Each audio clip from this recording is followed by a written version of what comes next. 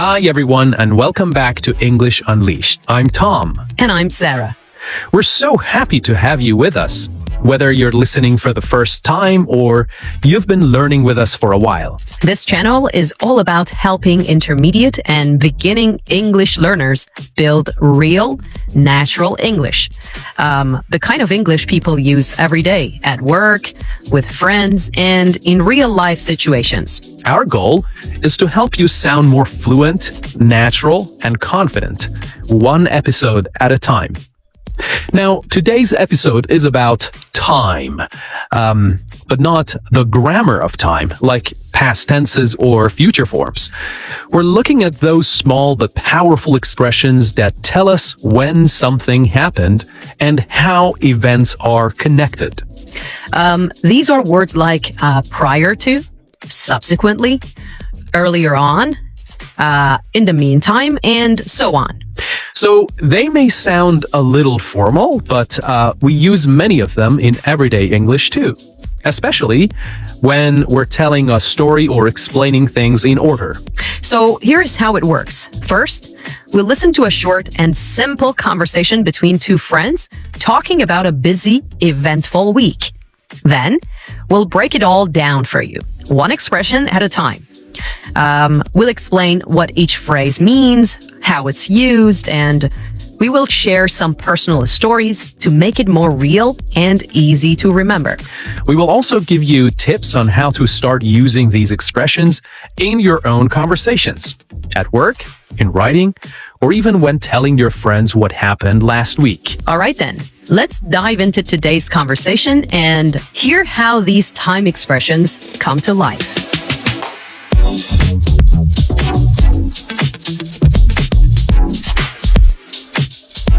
Hey Nora, sorry I didn't call you back yesterday.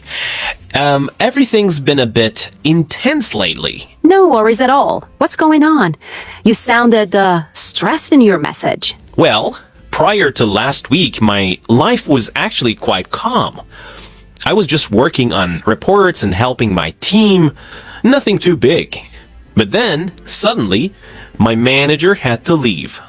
And now, I'm the one leading the project. Wow, that's a big step. So they just handed it over to you? Pretty much. And I didn't have much time to prepare. Previously, I had only ever done small support tasks. But now, I'm the one making decisions, leading meetings. It's a bit overwhelming. That sounds like a lot to take in. Did anything difficult happen right away? Yeah, earlier on, I had to explain the full project plan to the whole team. And honestly, I wasn't ready. I was nervous. My voice was shaking, but I managed. That must have been tough. And I remember you were also moving, right? Yeah, the new flat is nice, but it has a funny story. Formerly, it was a bakery, and I swear, every morning, it still smells like cinnamon rolls. It's nice, but a little weird when you're brushing your teeth and suddenly you're craving pastries. That's actually kind of charming. So, what are you doing in the meantime? Well, trying to hold it all together. Meanwhile, Ellie's getting ready for her trip to Berlin. So, we've been packing her suitcase, buying gifts for her host family, buying flights, all while I'm trying to run a project at work. So, all this happening at the very moment you're suddenly in charge at work? Exactly. It's like both things started simultaneously. My new role and her travel plans. Everything just landed at once. And after that, any chance you'll get a break? Well, following this crazy week, I've got a big presentation on Monday. Then, subsequently, I need to prepare our team's monthly report. Oh boy. And Ellie's trip? She's leaving next Friday. I'm flying out after that to meet her for the weekend in Berlin. Just a short break. I'll probably sleep the whole time. Sounds like you deserve it.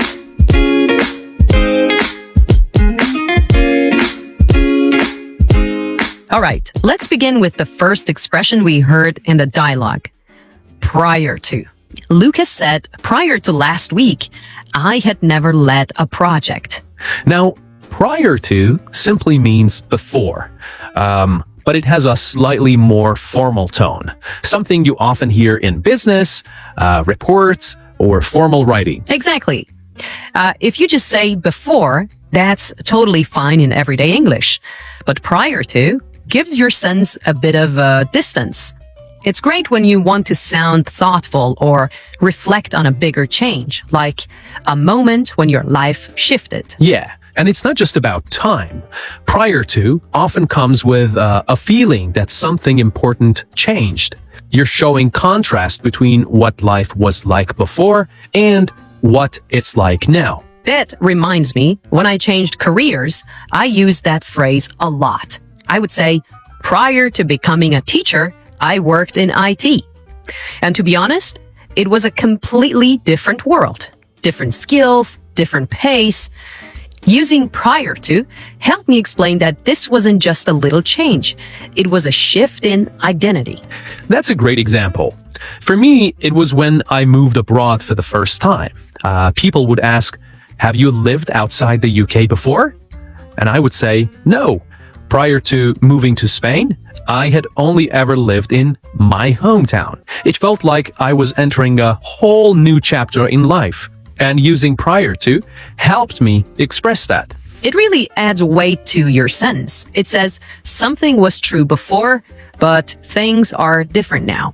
Yeah, you might also hear this in more formal emails or documents. For example, in a job application, you might see, prior to my current role, I worked as a customer service advisor. Or in a presentation, you might hear, prior to the launch, we tested the product in 3 countries. To sum it up, if you want to say before something happened in a slightly more serious or thoughtful way, prior to is a great tool. It's especially useful in storytelling, when you're explaining what life was like before something big changed. All right, now let's move on to another word that was used in this dialogue. Previously. Lucas said, previously, I was only helping with reports. So, what does previously mean? Well, it's another way to say before, but it feels a little more neutral than prior to. It's not as formal, but it still sounds organized, like you're giving your listener a timeline. Yeah, it's perfect when you're telling a story and you want to give some background. For example, previously, I worked in retail before moving into education.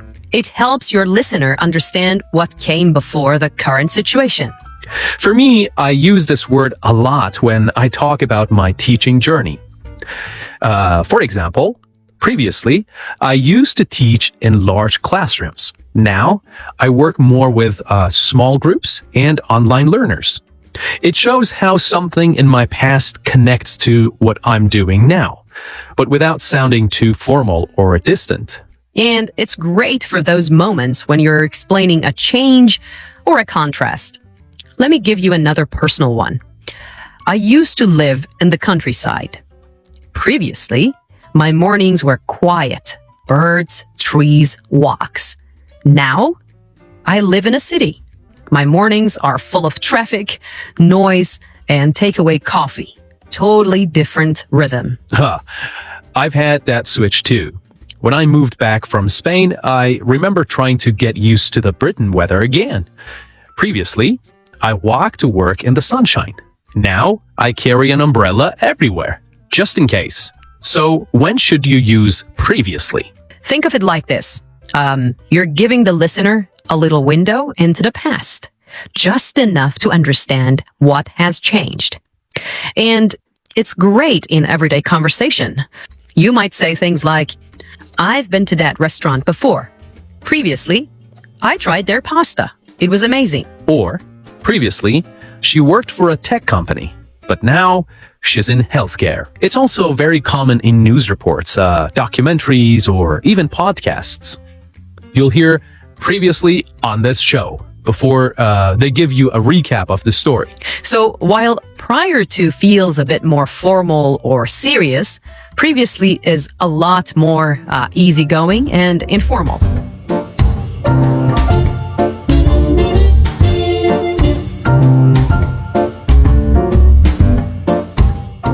All right, Let's look at a more casual phrase now. One that feels a lot more relaxed and friendly. Lucas said, earlier on, I had to explain the project plan to the whole team. Yeah.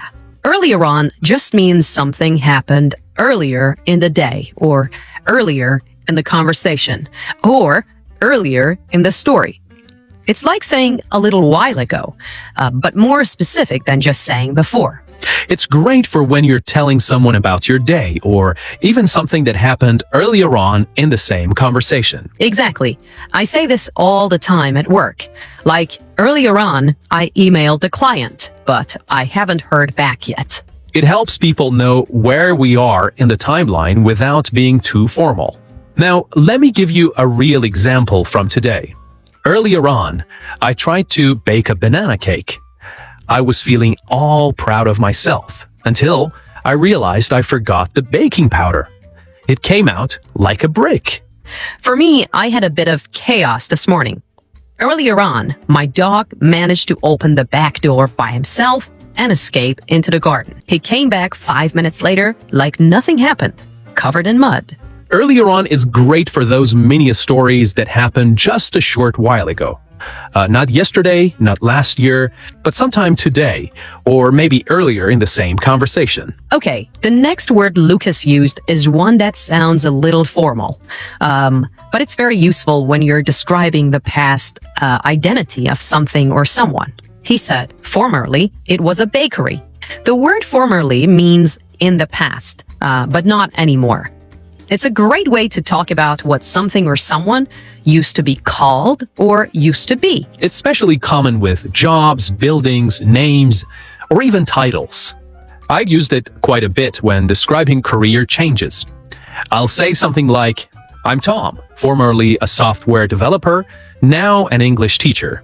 It helps show that I had a completely different career path before, and formerly gives that feeling of that was another chapter of my life. Yeah, it's also a really handy word when places change. There's a cafe near my house now, but when I first moved to the area, it was a pharmacy. So I sometimes tell my friends, that cafe on the corner, it was formerly a chemist. Same here. In my hometown, there's a small cinema now, but formerly, it was a little community theater. And even though the building looks the same on the outside, inside, it feels totally different.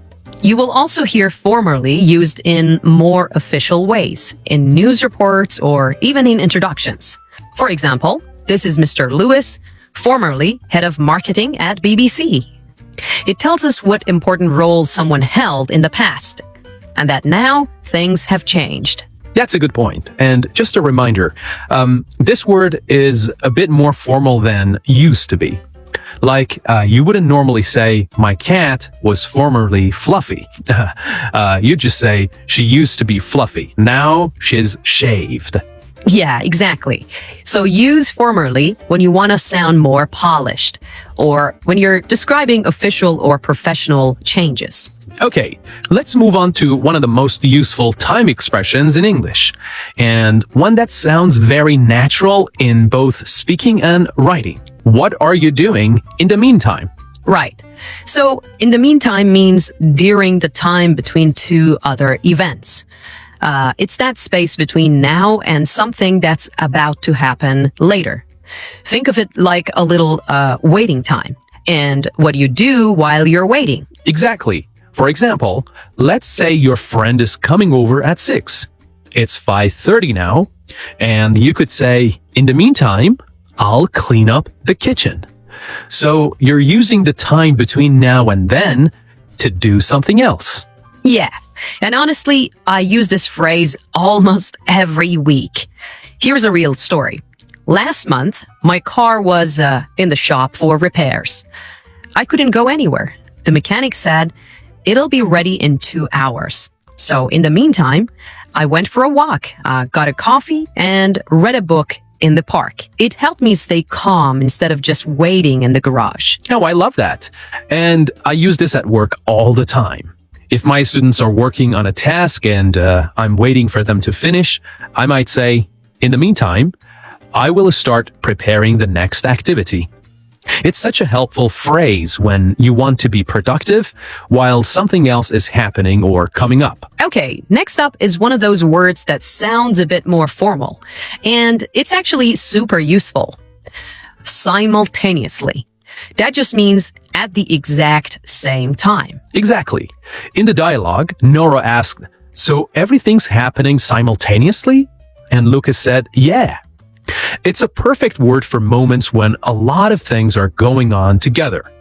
Not one after the other, but all at once.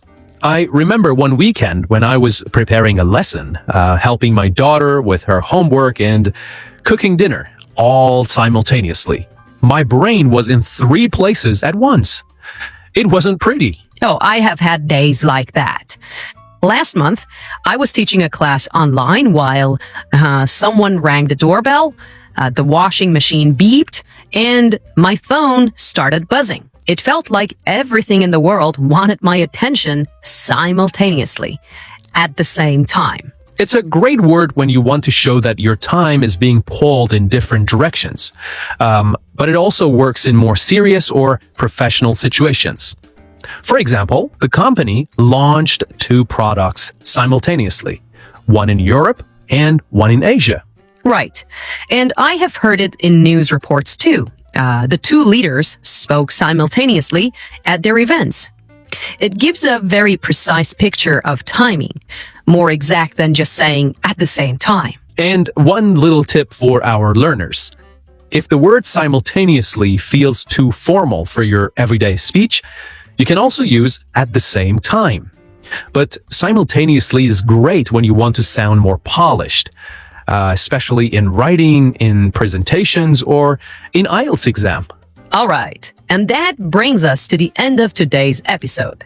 We hope these time expressions help you tell your stories more clearly and confidently.